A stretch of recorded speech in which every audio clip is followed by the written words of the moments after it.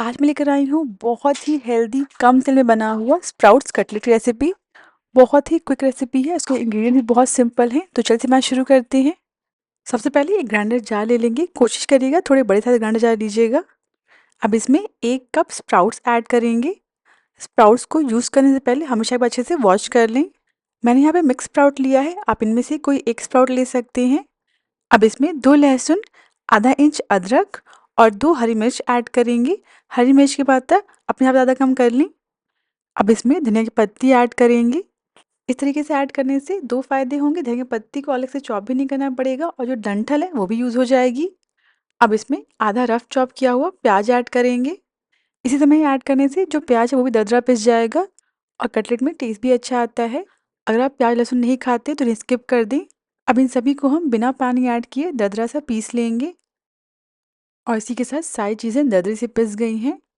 इन्हें पीसते समय ग्राइंडर जार को रुक-रुक कर 1-2 सेकंड के लिए चलाइएगा। जो स्प्राउट्स हैं वो हल्के से दरदरे हैं, बाकी जो अदरक, लहसुन, मिर्च, प्याज, धनिया की पत्ती थे वो बिल्कुल फाइन से पिस गई हैं। अगर बाई चांस गलती से आपका बिल्कुल फाइन पेस्ट बन गया है, तो आप उस मिक्सचर में सूखा आटा डालकर आटा गूँथ लें और उससे पराठे बना लें। अब इस पेस्ट को हम एक बोल में निकाल लेंगे। अब इसमें हम बाइंडिंग के लिए सूजी ऐड करेंगे। सो मैंने यहाँ पे आधा कप सूजी लिया है। अभी पूरा सूजी नहीं ऐड करना है, अभी आधा ही ऐड करेंगे। अब इसमें स्वाद अनुसार नमक ऐड करेंगे।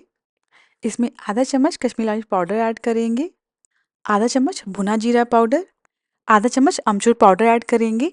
आप चाहें तो इसकी जगह चाट मसाला ऐड कर सकते हैं। अब इसमें 2 चम्मच ओट्स ऐड करेंगे। आप ओट्स की जगह चावल का आटा या कॉर्नफ्लोर ऐड कर सकते हैं, नहीं तो आप सूजी को ही 2 चम्मच और ऐड कर दें। ये जो सूजी और ओट्स हैं क्या करेंगे, जो एक्स्ट्रा मॉइस्चर होगा ना इसमें, उसे ये सोक कर लेंगे। अब इसमें 1 चम्मच चिली फ्लेक्स ऐड करेंगे, यह बिल्कुल ऑप्शनल है। अब इन सारी चीज़ों को अच्छे से मिक्स कर लेंगे।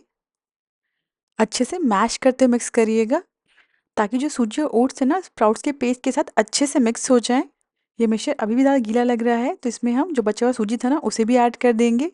आप चाहें तो सूजी की जगह बेसन का इस्तेमाल कर सकते हैं, पर सूजी से टेस्ट ज़्यादा अच्छा आता है और बाइंडिंग बहुत अच्छी होती है कटलेट में।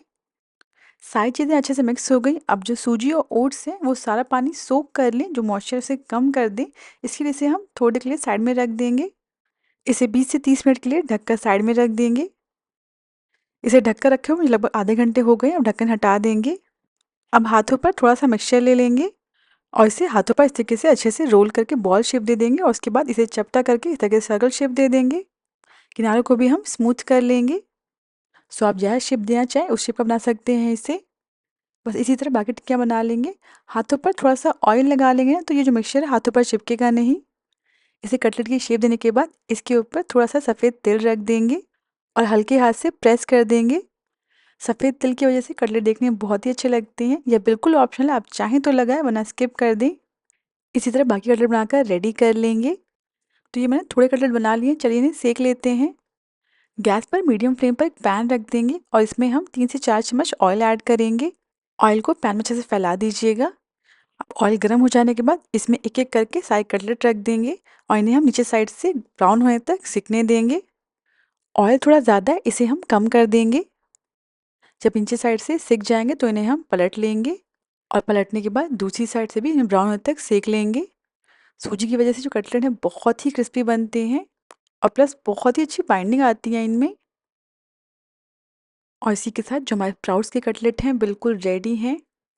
यह दोनों साइड से अच्छे से सिक गए हैं और इन्हें पकाते समय सिर्फ 1-2 चम्मच ही तेल का इस्तेमाल करिएगा। और आप देख सकते हैं जो कटलेट हैं वो देखने में कितने अच्छे लग रहे हैं। एक बार बनाकर देखिए, कटलेट बहुत ही टेम्प्टिंग होते हैं। हरी चटनी के साथ तो कटलेट बहुत ही अच्छे लगते हैं। बाहर से क्रिस्पी अंदर से सॉफ्ट, ये कटलेट खाने में बहुत ही अच्छे लगते हैं। इसे खाने के बाद आपका पेट भरेगा पर मन नहीं। गरमा-गरम इसे हरी चटनी के साथ सर्व करें, बहुत ही अच्छा लगता है ये। अगर आपको रेसिपी पसंद आई हो तो प्लीज़ मेरे चैनल को सब्सक्राइब करना ना भूलें।